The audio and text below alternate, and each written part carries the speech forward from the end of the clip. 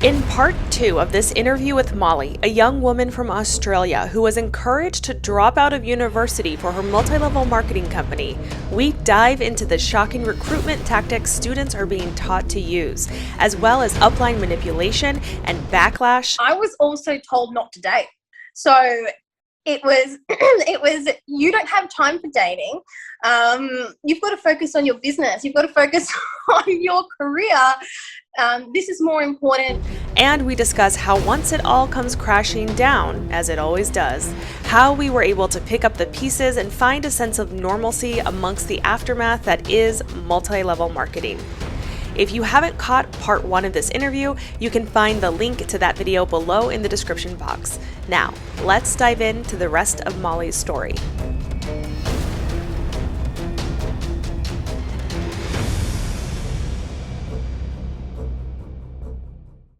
You're supposed to just go and connect and chat. And I remember my direct upline, she told me, she goes, she was about 15 years older than me, and she goes, oh, if I were you, I would be at every nightclub every weekend, and I would ditch my friends and just go up all the levels and just add everyone on Facebook. Just insane. Wow. Yeah. Wow. Oh my gosh. How stressful. Oh my goodness. You can even go and enjoy a night out and just dance and have fun. That's what I was just thinking, because I mean, I'm 34. I haven't been to a club in ages, and you're not going to see me shaking it at a club probably ever again. Maybe, maybe like a drag show, because I love those. But like, but yeah, no, I remember going to clubs when I was in my very early 20s and just going with friends, and you just dance with your girlfriends, and it's time to like let loose and relax. I can't even imagine going up and down the levels of the club where there's always creepers around trying to touch you anyway. And then like just trying to add people on social media. Did your upline ever do anything like that? Well, exactly right. And the only time that I would ever justify going out was if I was going to, I remember I would tell myself before I go out, okay, you can't come home until you've added 2 new people. So it was like this stress of I have to connect, otherwise I would feel really guilty about having that night out. Wow, that is so stressful. And you obviously needed alcohol to do your job because you were so, or what your upline was telling you to do. Did you find that, did you feel like you were drinking more than normal just to do those things? No, not really. So I'm not a huge partier anyway. But if I did go out, because I'm not that way anyway, I felt I had to just kind of amp myself up. But I guess the last few years it was really more social media focused. So I would meet everyone on Instagram. Okay. I know that there was talk in the last few years. I really started seeing a trend in the last few years of people in an MLM doing things that were so manipulative and so unethical, where they would like join things like Bumble Friends or Tinder and try and like go on a date with somebody or try and be a friend with somebody and end up just trying to recruit them to their MLM. Did you ever see anything like that go on? I saw it all the time. I used Bumble BFF, so the friend one, and it was like an easy way to easy way to connect with people. And again, I really thought I was doing a good thing, and that's where the guilt eats me up still, because it wasn't a good thing. But I actually had a good friend who, surprise, surprise, doesn't want to be my friend anymore because I left the company. He would use Tinder as a prospecting strategy, and it was a whole process. So he had scripts of what he would say. He would just swipe right on every girl, and he would have scripts of what he would say to them. He would then add them to his Facebook. He would sometimes go out on dates with them. Would he pay? No, no. He would go out on dates, and he would just recruit. That's how he recruited. He recruited everyone off of Tinder. All these women off of Tinder. Oh my, so he swiped right on everybody? everybody. Yeah. And that was the thing. We'd be out for dinner and, oh, hang on, I've got to do my swipes. And we'd just be doing these swipes to get all these girls, and he'd just copy and paste the messages, like typical sort of prospecting messages. Yeah. Oh my gosh. Oh my gosh. Did he ever have those poor women? Did that ever blow up in his face? Did some women like ever go off on him or anything? He would get blocked from Tinder every 2 weeks. So he'd be ringing around everyone, can I use your phone number for Tinder? Can I use your phone number for Tinder to reactivate it? Because you have to have a different phone number if you've been blocked.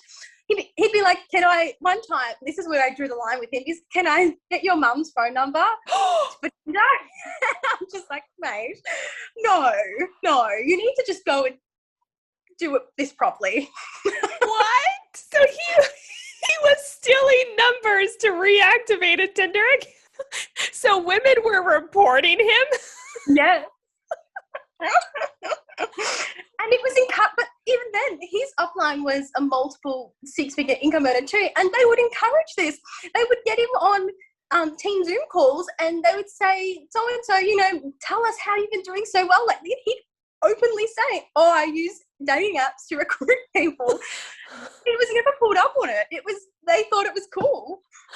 What an asshole. Oh my gosh. Oh my gosh, that is shocking. Oh my gosh. I actually met my husband on Tinder, and I remember the 3 dates before him that I went on were just awful, like horrible. And I would be so livid if one of those people were like trying to recruit me to their MLM. I would be livid. I can't even imagine. Yes. What other things did you see people doing on social media? Because I think it's really interesting to talk about the social media aspect, and I'm glad that you're sharing what happened, what you saw, what you did, because hey, we learn, we move on, and we're educating people now so they can be aware of this. But when it comes to college students, of course, they're going to be the best and most well-versed in social media. So yeah, yes. I think it's really good to talk about. What other things did you notice or see happening?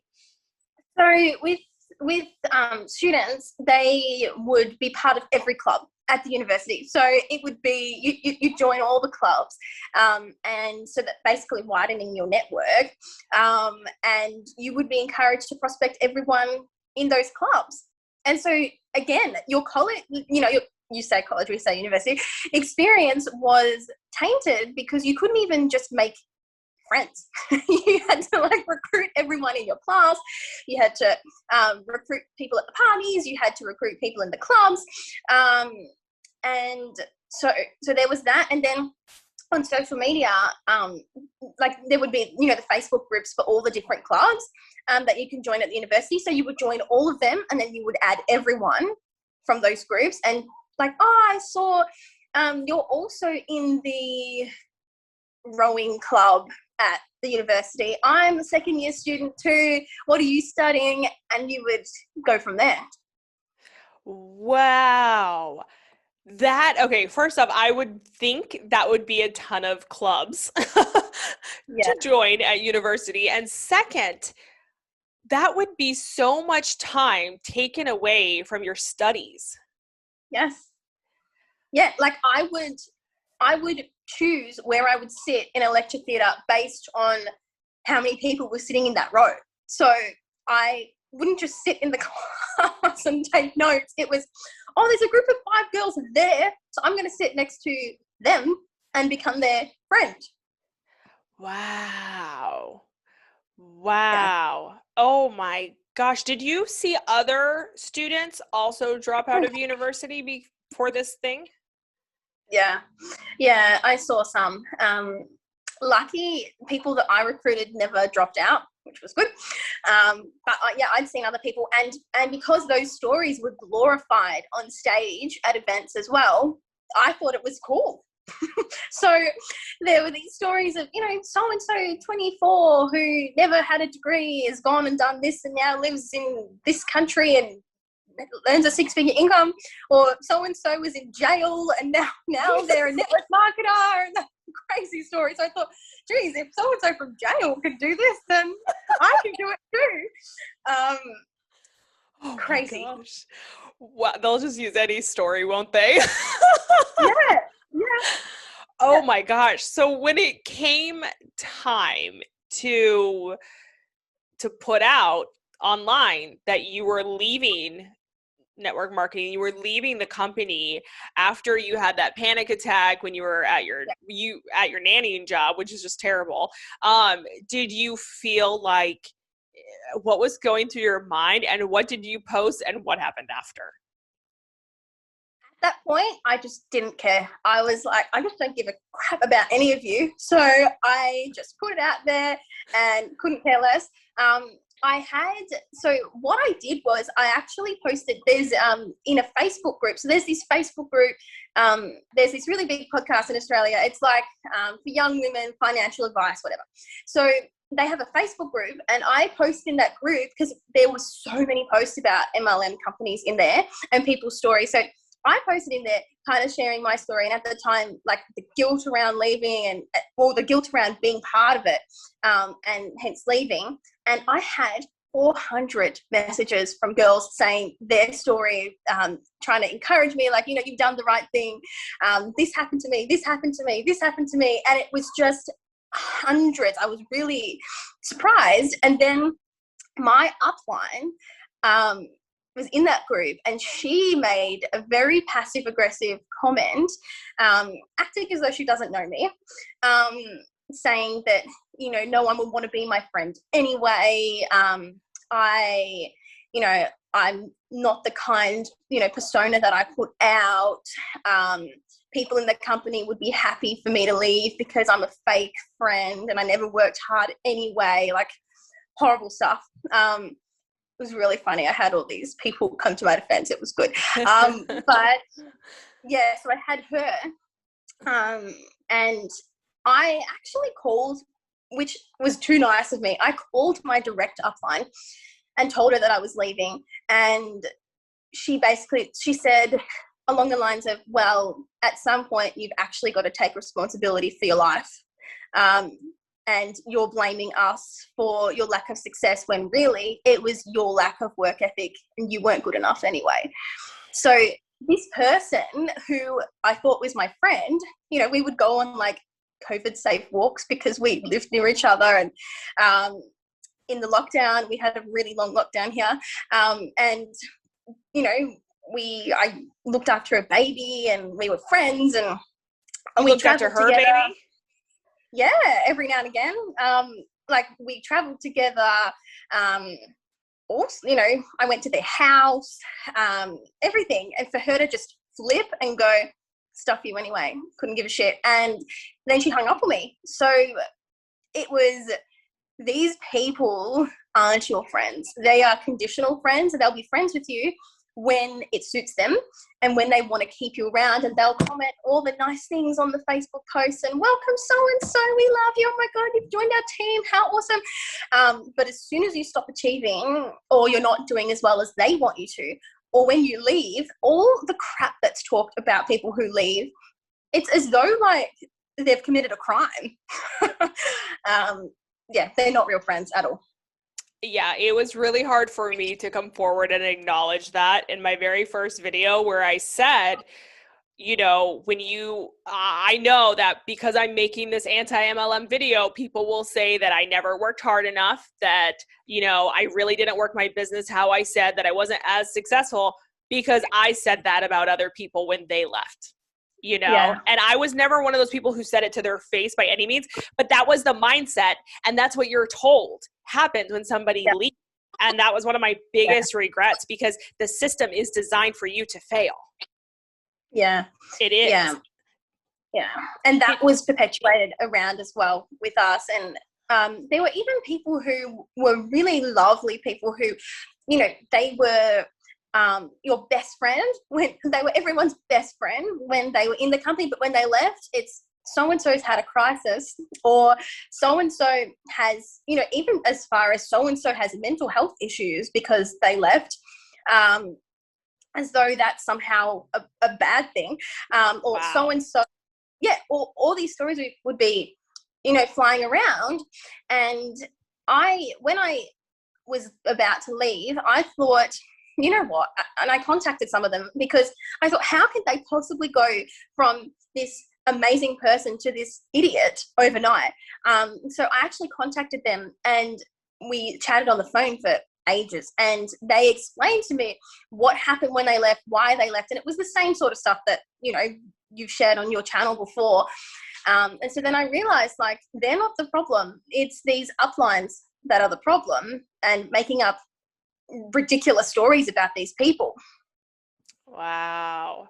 And to drag somebody's mental health into it is not only so unprofessional, but that's just straight up bullying. That is so cruel. And that person probably didn't even know that they were saying that about them. I remember walking away and getting blocked by so many people that I thought were like my good friends. Did you have a ton of people block you as well instantly? Yep. I had a couple of really good friends who are no longer my friend. Never, you know, friends that we would talk every day, who want nothing to do with me. One of my friends laughed at my, when I said, you know, I'm leaving, but, you know, I really value our friendship. Like, of course, we're still going to be friends. I'm going to do social work. They laughed at that, like, like, have fun with your social work degree. Like, you'll be good at that stuff. You know, it's a professional degree. Anyway, and I had my best friend who, you know, I still have the keys to her house. And, you know, even if she weren't home, I would hang out with her mum, like best friends. I told her everything. We knew everything about each other. Wants nothing to do with me. Because, you know, I'm dramatic. I'm making stuff up. You know, just because I don't like the company anymore doesn't mean I should be speaking out about it. You know, I'm hurting people's chances of having success in this wonderful company. You know, all these things. It is just, I know why she's doing it, because she's so she was like me. She so desperately wants to believe this stuff. But yeah, like, we have nothing to do with each other anymore. That's so sad. I too lost my best friend, and it was like the flip of a switch. It was so devastating. When you walked away and you were like, I'm done, I'm never going back to this. How were you feeling emotionally and mentally compared to when you joined and were in school? The funny thing is, as soon as I left, I felt this massive relief. It was twofold. Like, I never missed it. I never like missed the network marketing of the company or anything. I was just really angry. So I made that decision and, you know, never want to look back. I didn't miss anything or anyone. But I was really sad. I was really sad because of wasting that time. And, you know, then I went and called all those people and, hey, I'm so sorry. Like, can we still be friends? All of that. But I felt this massive relief. Like, I remember the first night I had that, I had dinner, and then I was like, what do I do with myself? So I just sat there and watched a TV show, and I have never done that since I was in high school, and it was just really fun. I thought, oh, like, this is cool. Like, silly things like that, like just relaxing after dinner. Or if a friend calls me now and says, hey, do you want to go out for dinner tonight, and it goes for 3 hours, I'll go. So it was just this massive relief, to not have that constant pressure from these like people who think they're amazing, on my back. Isn't it amazing? I remember too, like sitting down on the couch and watching a show. One of the first shows I watched was Leah Remini's Scientology and the Aftermath. Yeah. But just sitting on the couch, I was like, I'm sitting on the couch. What's happening? Like, because I always felt so guilty about taking any time away from my business. It was ridiculous. And, you know, you and I don't even have children. And it is scary how, like, just you and I, we could not have a normal functioning relationship with anybody because we always had to get back to the business. And it's sad because people are encouraged to spend a little bit less time with their children, because they'll thank them when they're older that they now have this amazing life and from all the hard work that parent did building this company, and it's just a lie. Well, yeah, exactly. And I was also told not to date. So it was, you don't have time for dating. You've got to focus on your business. You've got to focus on your career. This is more important. You shouldn't date in your like crazy. Like you shouldn't date in your 20s because it's about, your 20s should be really about building your business and creating your future. And you need to date. You need to go out with someone who also does the business because other people don't understand it. So, I mean, I went out with someone who did the business, and that just ended for other reasons. But yeah, I was told not to date and that it was a waste of time. That is a huge aspect of a cult right there. That's a huge characteristic of a cult, is when they tell you who you can and cannot date or be with. That is scary. Yeah. And so I was just like, okay, well, I'm focused on this business. And you know, I had friends and people who I kind of wanted to go out with, but then who would ask me, and I would say no, because I've got to focus on my career. I've got to focus on this business. And then I would even tell friends who were dating at the time, like, should you really be dating so-and-so, because you should be focused on your business, and that's why your business isn't, you know, maybe not going as well as you want it to be, because you're spending all this time with this person. It's like, who are you to tell people who they should be spending time with? But that right there is a perfect example of why we couldn't sit down on the couch and relax for 5 minutes, because you are taught in an MLM that everything in your life that is not the business is a distraction. Yes. Yeah. And it really does destroy relationships. So I know that when you emailed me, we went back and forth like, okay, should we make you anonymous and say the name of the company, or should we not say the name of the company and show your face and say your first name? Because you specifically said you could not mention the company, something about a lawsuit. Tell me about that. Yeah. So, excuse me. These companies get, they love throwing around lawsuits. So, there was a period a few years ago when a lot of the leaders who were millionaires or earning a multiple six-figure income left the company. And that was a really big red flag for me. Because I thought, why would so-and-so who was so glorified in this company be leaving? And they were either going to join other companies, or they were just leaving the industry for good. And I actually looked it up, and I saw what they were suing them, and what they were suing them for. It was just insane what was happening. And so these were the leaders in their company who were being sued. And so then when I just wanted to shout it from the rooftops, like, don't join this company. But then it was actually after watching one of your videos, and I thought, oh, like, maybe I don't know what I signed. So I actually looked up the user agreement for this company that I was with, and I realized when you get started, even simply to use the product, you sign, like, often you don't know what you're signing. So I can't talk out about this company ever. And if I do, I could risk, legal action, which, I mean, I can't defend myself against a multi-billion-dollar company. So, that's why I chose to do the video talking about the industry as a whole. And I think that's better anyway, because they're all crap. So we may as well just talk about the industry as a whole as opposed to the specific company. But even things like that, you don't even know what you're signing.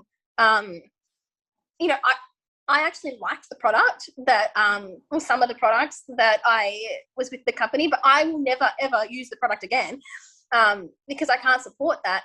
And I would always also encourage people, don't even join the company to use the product. There's other better products out there that are half price. And because you just don't know what you're signing. It's very scary and I've interviewed an attorney on my channel. He sued Herbalife in a class action lawsuit. He represented a bunch of people. And he even said, like, the things that these distributors are signing when they join the company should not be legal, because everything that's in that clause, it should not withstand in court. And people really, if you read like the legal jargon and stuff, people really don't know what they're getting into. Exactly. Yeah. And I remember, like my sister's a lawyer, and she, when she was doing her studies, she was reading up about pyramid schemes, and she goes, "Hey Molly, this is you and your pyramid scheme." And I was like, "Shut up, I'm not in a pyramid scheme, whatever." And she's like, "Just be careful." Like they knew that like nothing they would say would get through to me at that time. So she, "Look, Molly, like you're in a pyramid scheme," and I just would not believe her. So yeah, that was funny. That's now it's hilarious. Right. Now it's funny. At the time you're like, "Oh, you're so rude." You're negative. Wow. That's so interesting. Yeah, even here in the US, you know, we have freedom of speech and people can say whatever pretty much here.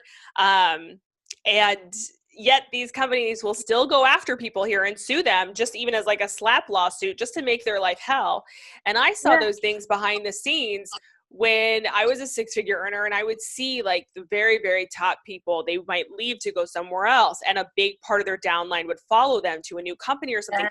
And these MLM companies, instead of doing what they preached, which was always to just like, oh, focus on the positive, just move forward in your business, they would go after these people in a court of law and make their life hell. And I just was like, oh, this is not what I thought it was. This is scary. So scary. Yeah.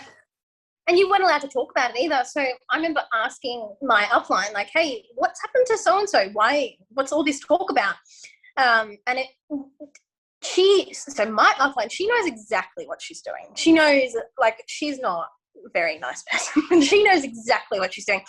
And she kind of framed this sort of picture of, oh, well, you know, so-and-so, you know, she was getting a bit greedy, and so she went and joined this company, and, you know, she built it once here, so she can build it again. Don't worry about them. You've really just got to focus on you. So what are you going to do next? And it would just be like, they would never actually answer the question. It was, you know, just giving you this roundabout answer. And again, being young, like, oh, okay. Like believing them. And so my upline, like, she knew she could really say pretty much anything to me. And even though I would question it, I would stay because, well, again, I'm young and I don't know. Because they would constantly say that to me. Yeah. And I can see how they would use that tactic to pressure you even more because you were younger. But in an MLM, yeah, you're not supposed to question anything. Like they'll instantly label you a negative person. Oh my goodness. So how did you go about getting yourself back in school and rebuilding your life? What were the steps you took for that? That was actually really hard. So I went and saw a psychologist. Excuse me. I went and saw a psychologist because after watching your videos and watching other videos on YouTube too, when I realized I was in a cult, that word, I don't know, it just really hit me. And so I spoke with the psychologist, and she was great. And she helped me realize that this wasn't actually my fault. And so I actually just spent a month at my parents' house just chilling out because I'd just gone so fast for so long, and I just really had to kind of digest what had happened and accept it and just breathe for a few minutes. So I spent, 4 or 5 weeks just doing really nothing. I was so exhausted that like going on a walk was hard. So yeah, I just spent that first month really doing nothing. I moved back from Queensland to Melbourne, and I just did nothing. And then I started to think, okay, what do I want to be doing? And so I always knew I would go back and study. So I decided on social work, and I go back soon. We start in July, so go back in July. Yeah, I'm really excited. So, I'll get some credits and that. And even then, like, I felt guilty. I'm like, oh, but it's going to be another 3 years. And I thought, I'll only be 27. It's fine. And you can go back and study whenever you want. So if that's the thing that's kind of holding someone back, like, it doesn't matter. You can go back and study at 40. Just leave the MLM and do something, do something productive. So yeah, I'm really excited to go back and study and do something meaningful. I'm so happy for you. That's incredible. You should be very proud of yourself, because it is very hard. I've noticed a theme amongst anything I've ever watched or read about somebody being in a cult, or anybody who's left an MLM industry, is that guilt they feel, and where they have to work really hard not to beat themselves up for the time they lost, and all that energy they exerted building something that wasn't even real, and caused them more chaos in their life. And the exhaustion you speak about when you leave an MLM is so real. It is a mental exhaustion, an emotional exhaustion, a physical exhaustion. Yeah. I'm in therapy now, and I highly recommend it if people are able to get into therapy. I'm so happy you spoke to a psychologist. And I wouldn't say that my therapist is super well-versed in cults, but she is very well-versed in narcissistic abuse. And I believe absolutely that all the CEOs who do these companies, that they are absolute narcissists, and that has a trickle-down effect throughout the entire organization. And so you are subjected to that, and it's hard to pick up those pieces and move on. I'm so happy for you. And I do the same thing. Like, I've thought about doing other things in life, and I'm like, oh my God, I'm going to be in like my mid 40s by the time I finish this or that. And then I'm like, you know what? I'm going to be in my mid 40s anyway. Yeah, exactly right. Exactly right. And the time's going to pass anyway. But you're right, that exhaustion, when it's just so exhausting coming to that decision to leave as well, because it is your whole life. And I remember that weekend that my mom came to Queensland, and after that I had like this 36-hour stint of not sleeping, and she kind of took me down to the coast and the beach area. And again, I didn't tell like the family that I was living with and working for that I wasn't okay. I was like, I'm just going away for the weekend. But I was not okay. And so she just took me away, and I slept for like 9 hours in the middle of the day. And then we were going to go for a walk on the beach. And I got down the stairs, and I said, Mom, like, I'm going to pass out. So just the exhaustion was insane. And so I just went back to sleep. It was just insane. And, you know, I'm really open. Like, I went on anti-anxiety medication because it was just way too much for my body to deal with as well. But, you know, now 3 months down the road, I'm starting to feel like myself again and feel, you know, so much happier again and lighter again. And even, you know, people that have known me my whole life, they're like, like, you're back. Like, we're so happy that you're back, because you were just this freak for 5 years. And they would be like, my dad would always say too, like, I always saw like glimmers of hope of you being normal. But then you would go to those company events, and that's why they have those company. There's no coincidence they have these events 3 times a year, because they need to refuel that fire for the business. And so every time I would come back from an event, I'd just be more and more like riled up, and I'd just be more and more weird. Yeah, it's those events. Everything in an MLM, I've always said, is done on emotional hype, because they don't take you to those events and say, okay, let's look at the numbers. How much money have you spent? How much are you profiting? You know, what are your business expenses? Because then people would be like, this is a sham. I'm walking away. Yes. It's all emotional hype. I'm so happy you feel like you're back to yourself, because that is a long process. Especially like the longer you've been in, I feel like the more work it is to get back to yourself. And yet, because I feel that way too. Like, I remember I didn't even listen to much music when I was in MLM, like, because that would take time away from listening to an audiobook where I could be learning self-development. And now I'm like listening to music all the time, singing, dancing, doing whatever. And it's like, oh yeah, this is me. Like, this is how I used to be. But yet there will always be, I feel, a piece in me that I carry that's like, I have to be on the lookout because there will be people ready to take advantage of me at any turn. Do you feel anything like that? 100%. Like for example, I was talking to my family about this the other day, actually. So I started this new job. So while I'm studying, I'm doing this part-time nanny job. I live with them. It's great. I used to work for them years ago, and I know them really well. They're great people. And it came to payday, and I was calling my mum, and I was like, what if she doesn't pay me? What if she doesn't, what if she's just got me, like, I've worked all these hours with her kids, and, what if she doesn't actually do what she says she's going to do? And she goes, Molly, there are good people in the world. And I recognize I'm so used to being, I guess, treated badly. And like what I realized from being in network marketing is I was so manipulated that it really did taint my view of people. And I have this part of me that thinks I'm going to be taken advantage of. So, we got paid. It was all good, and they're lovely people, but it was totally irrational. But yeah, and that's something I'm going to have to work on, is I have this part of me that thinks that people are going to do the wrong thing by me. Yeah. And it's, once you've been emotionally manipulated like that, and taken advantage of, it's very hard to go back. And in a sense, it is good to have those guards up for sure, but it's hard. It is hard acclimating back to real, regular life. I think your story's been incredible. I'm so proud of you. In closing, what would you say what do you want people to know?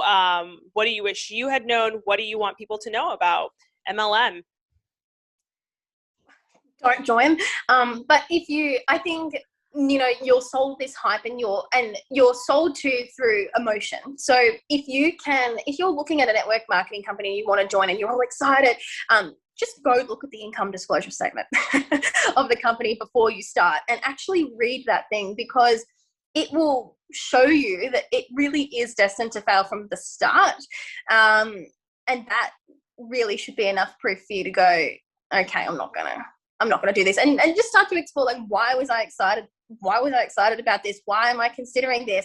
And do something else with that energy instead, because really what helped me was watching other people's stories. So like your channel was like, it made me quit. So like watching other people's stories and seeing that even people at the top, like you and other people who were making a great income, left. There's a reason why they left. So don't join, but yeah, read the income disclosure statements if you're considering one. Absolutely. And how old are you now? 24. 24. That's fabulous. I'm so excited you're back in school, and I wish you nothing but the best. We should bring you back on once you finished your degree. Yeah, definitely. That would be Thank exciting. you so much for having me. Oh, absolutely. Thank you for emailing me and reaching out. Your story, I think, is so powerful because you were a college student, and they target these and manipulate these young, impressionable minds.